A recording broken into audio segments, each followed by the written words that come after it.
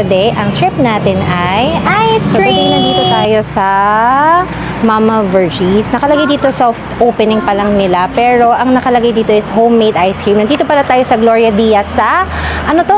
BF. Gloria Diaz.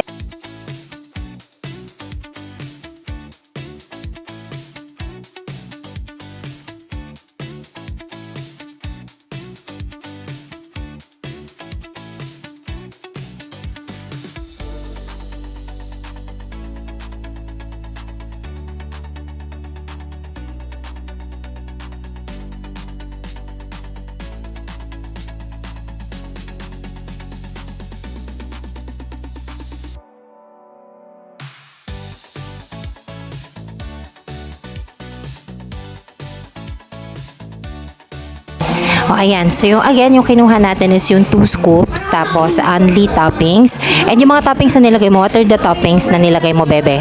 Sprinkle some crunch Oreo. And then, what else? Sprinkles.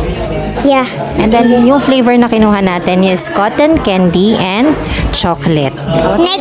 Next is Mama. Oh, which one would you like me to try first? This. Chocolate daw. Yeah, Chocolate.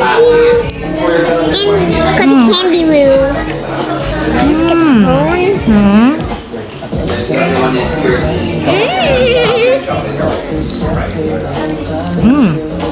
That's good.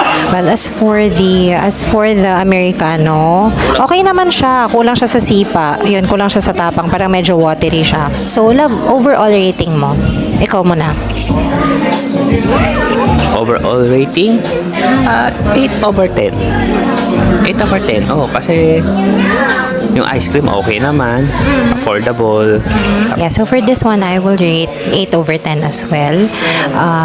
Babalik. Yes, babalik. Kasi maganda siyang ice cream place, no? Baby, no? Para sa kids. May enjoy talaga siya ng kids. Kasi ito naman talaga ipupunta mo dito yung ice cream. Tapos may enjoy siya ng kids. Meron kasi talaga dong mga syrup. Ang daming syrup. Ang daming iba't ibang topping. So yes, lasang balik naman siya. Pero yeah, not for the coffee, but for the ice cream and other desserts. Yes, pretty much it. And thank you so much for watching, and until our next Tambay! food trip. Bye!